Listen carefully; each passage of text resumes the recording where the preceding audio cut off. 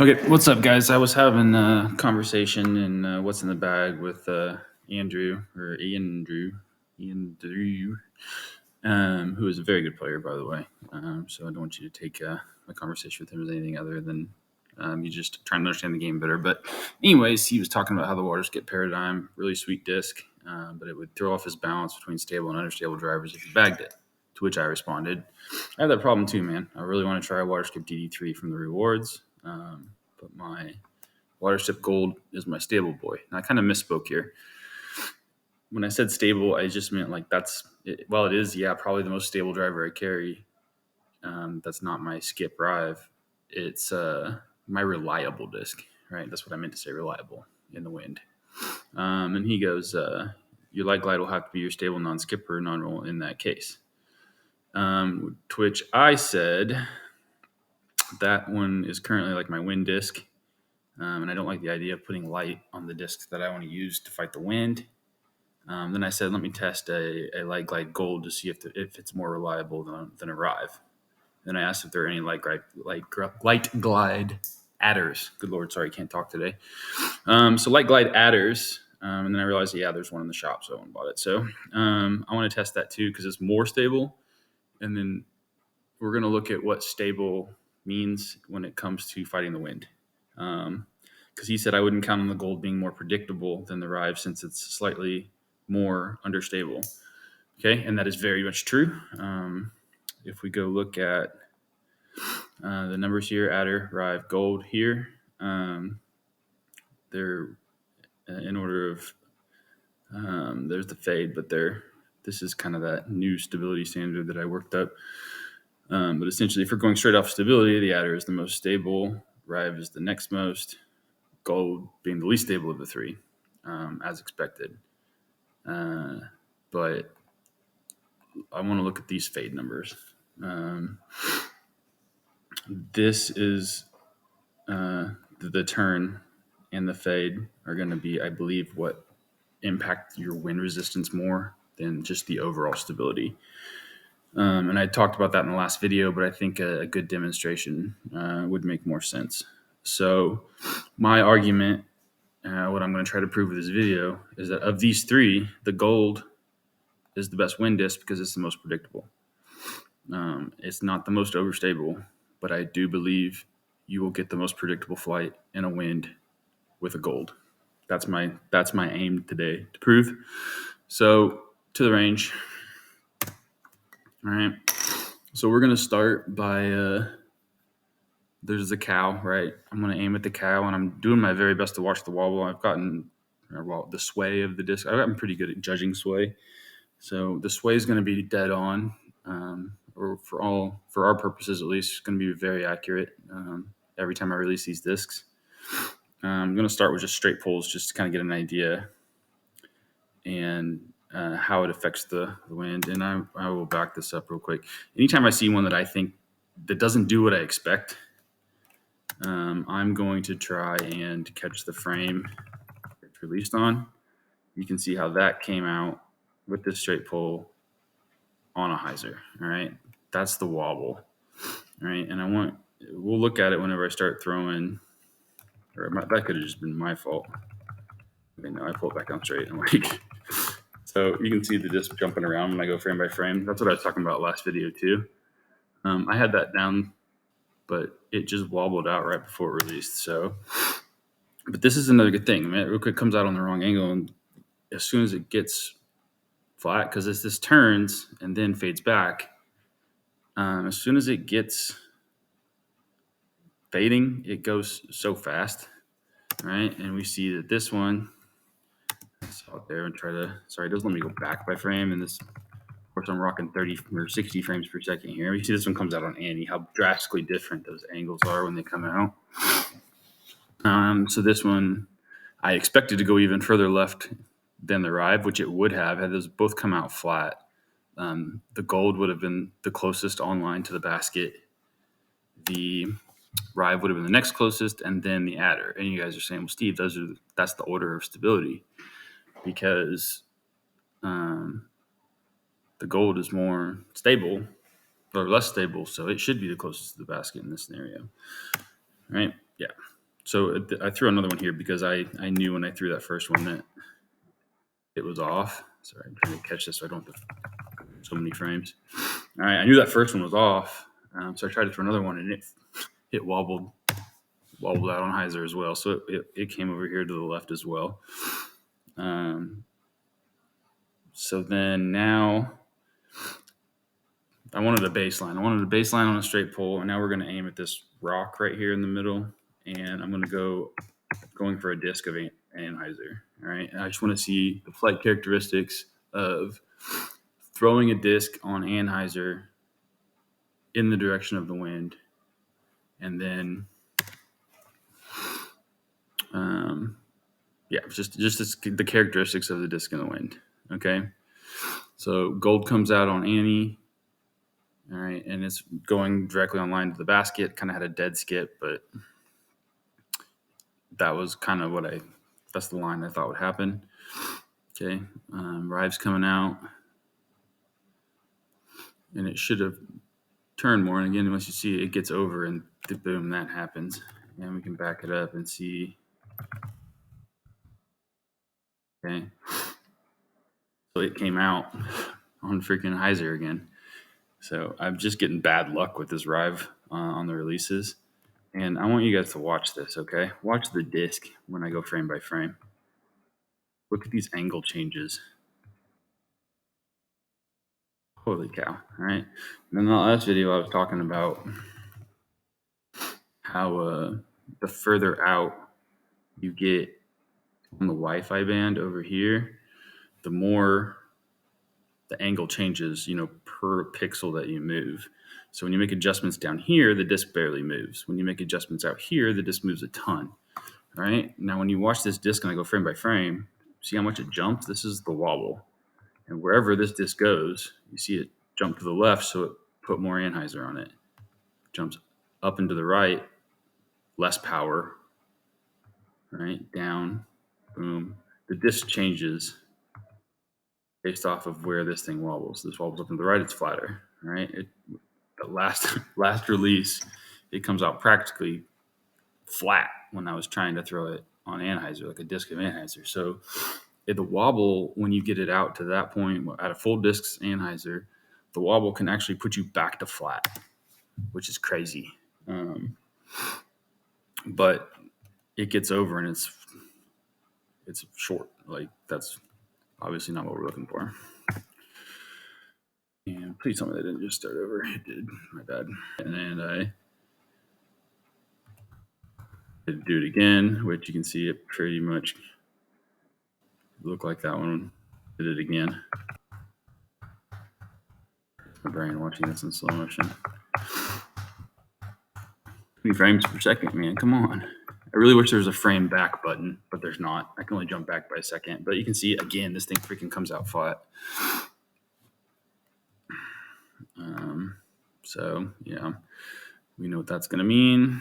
At this point, I'm pretty sure I just say, I'm tired of trying to get that thing to work. Come on. All right, and I'm going to try the adder.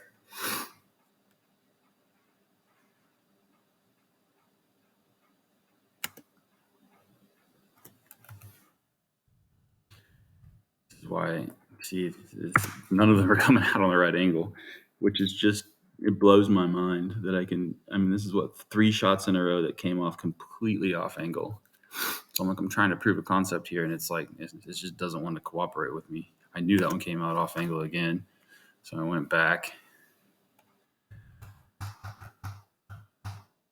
And right there is about the angle I'm pretty sure I wanted to throw. All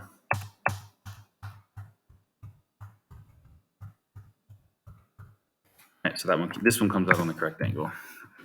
And so it gets the turn, but it still fades out a little early left. That's a pretty good shot. Okay, I fire it off again. I'm trying to get a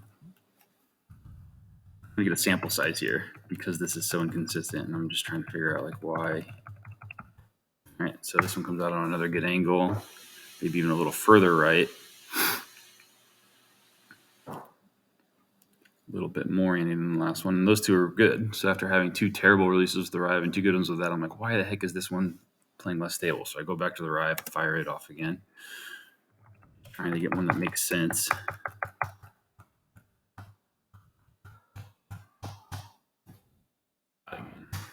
Unbelievable. So we all know where that's going.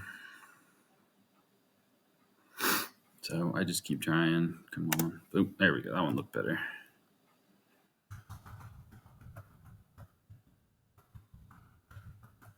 Okay, boom. Finally got a good angle.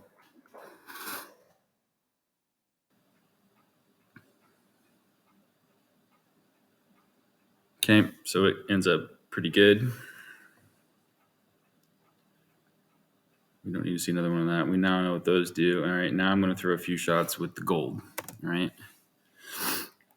And I'm going to assume, I already shot this video, so I know the result of what happened here. But you see the gold dancing around just as much, comes out on a good angle. And they really, for saying that the adder is more stable than the gold is more stable, or than the Rive is more stable than the gold, they all have fairly similar stabilities. They're not understable by any stretch. So when they come out on the right angle, they're all going to do similar things. You'll just see the adder fighting out a little quicker. All right, here we go. This is I think the one that's going to prove my point on why I say the gold is more reliable. Keep in mind these are light discs in a wind.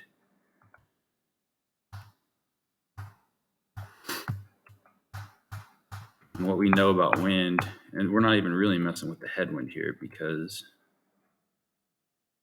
mainly side wind. On the side wind, the wind pushes the disc. It doesn't change the flight numbers. It doesn't change turn. If you have a headwind, it changes the turn. It'll make your disc turn more. All right. So every wind, if it's quartering into you, and it's a 4 wind, then you can think of it as essentially a 2 side wind vector and a 2 headwind vector. And that headwind of 2 will act on your disc, and that's what that's what we learned in the last video when I was like, hey, look at the flight of this. It's not affecting the fade; it's affecting the turn. So we're not. It's a little bit into our head, I think. So it is making the disc turn a little bit more. But that goes back to, again, the sheet. Which one has the least amount of turn? Oh, the gold. So the gold will be least affected by the wind, headwind. So it's going to make it just that much more consistent. But here's gold. I tried to put it on Anheuser and it comes out flat. All right, let's see where it goes. All right, so it doesn't turn as much, but because of its lower fade value, it doesn't crash out early left like the Rive and the adder was. So when it comes out off angle, you get a better shot. So that's consistency to me.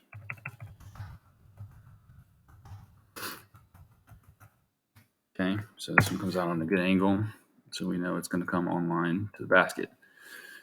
All right, so this is me I'm going to continue to try to get a little sample size here. All right, this might be...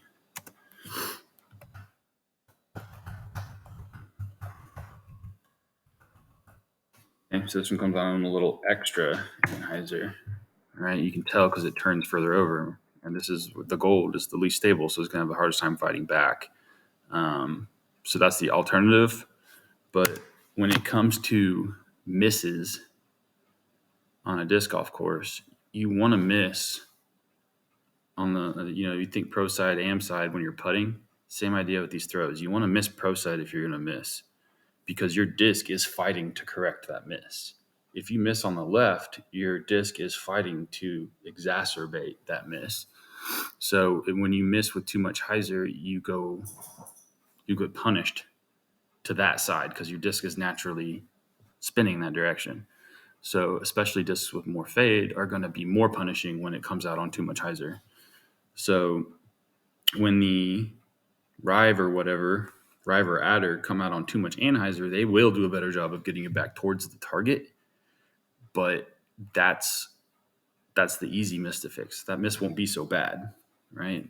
That miss is going to be right here as opposed to over here. Because even if this is fighting back and it's not fighting back as hard, it's still going back towards the basket. But when you miss low, it's also fighting less hard to get away from the basket, right? So you'll have a much tighter dispersion with a gold than you will with a Rive. Um, right. So this is just more shots, right? And I throw this thing in, trying to get a sample size, and they keep coming up short left. Oof, like that's the worst one. Let's just time. Ooh, there you go. I have to just pause it right on the right frame, but it comes out flat, and look how far this sucker goes offline. Because it gets over, and then everything, the wind, the fade, everything pushes it left. All right, and if it didn't stuff into that side hill, it would have just kicked further left. So, then I go back to the Rive because I didn't throw enough Rives. I know Rive is the fan favorite.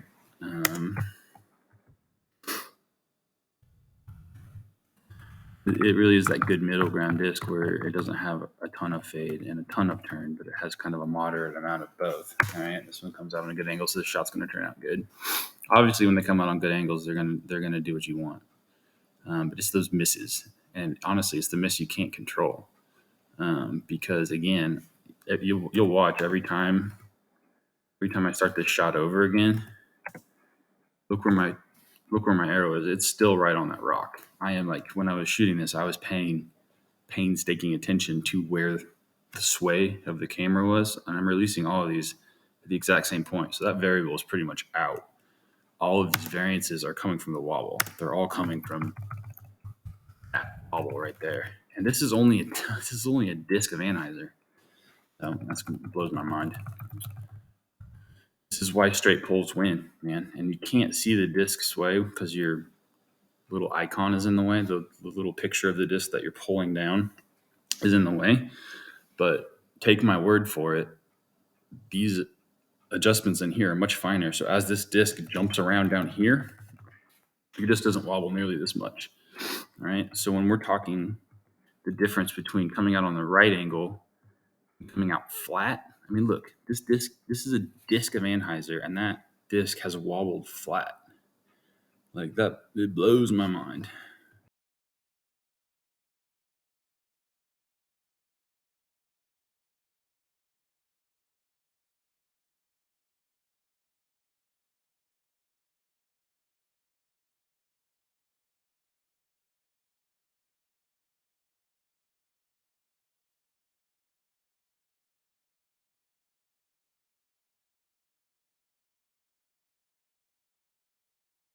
Hi, Dad. Nope. Hey, what's up, bud? Need a snack? Yeah, I've just been up there for a long time. I know, so This long. morning to come downstairs a little bit. Yep. I just kept throwing it, and it just kept going to the basket. So, um, we'll just say it again. Long story long. When it comes to wind discs, this is going to be more controllable. And what you have to watch out for here, let me pause it. I'm going to help my son out real quick.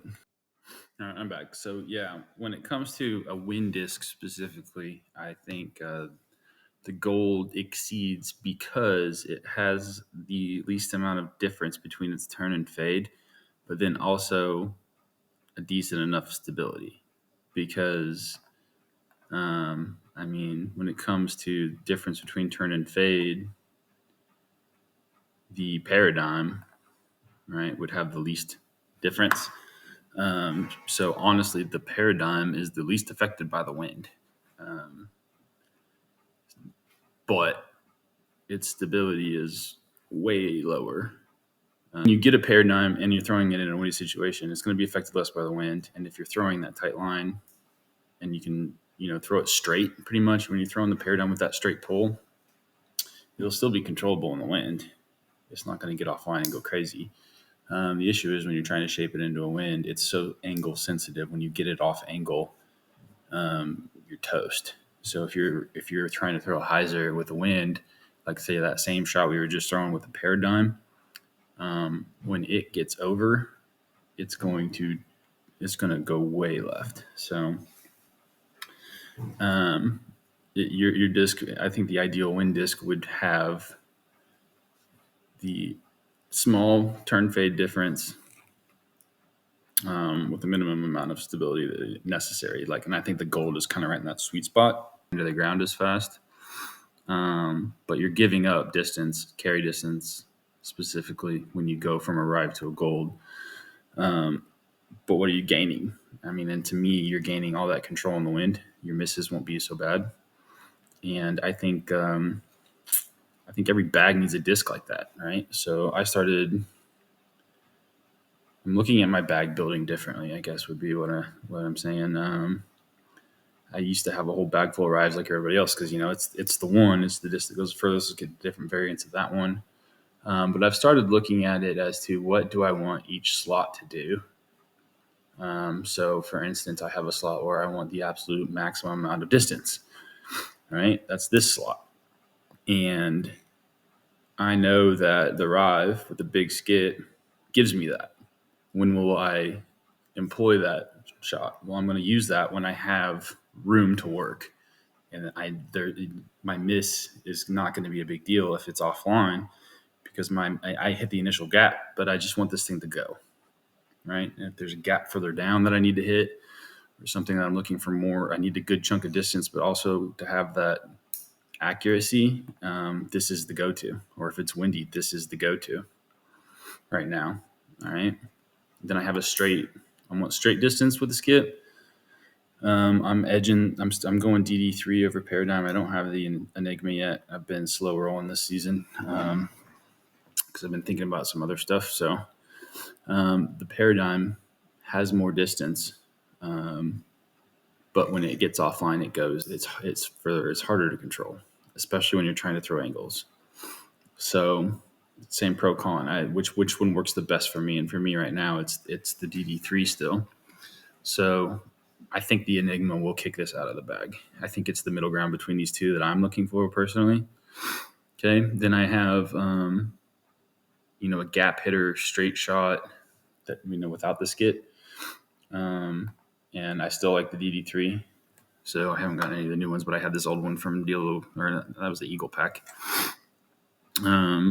And then the last one is kind of my placement disc, right? That's what I look at a roll disc as, is which one can I just sit down out there in the fairway right where I want it and have it sit there. And this is, I think the Cloudbreaker 2022 is like the perfect stability for that.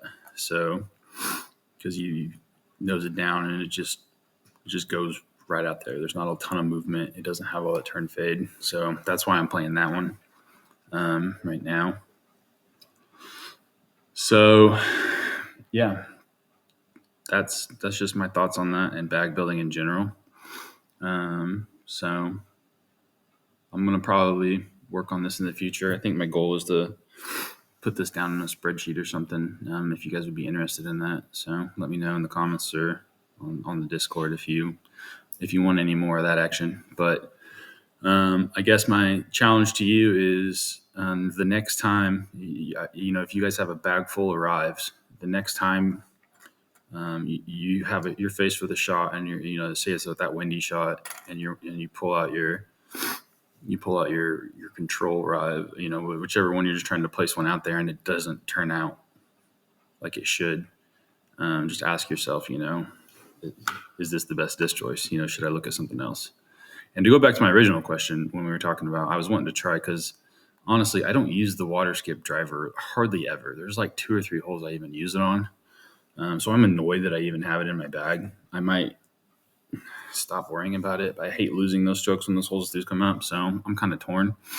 I think ultimately, what might be the best bet is if I can get I'll just keep playing until I get one. I'm going to get one of these in a water skip, a Glide water skip Cloudbreaker, or not Cloudbreaker, but the DD3 from the new season.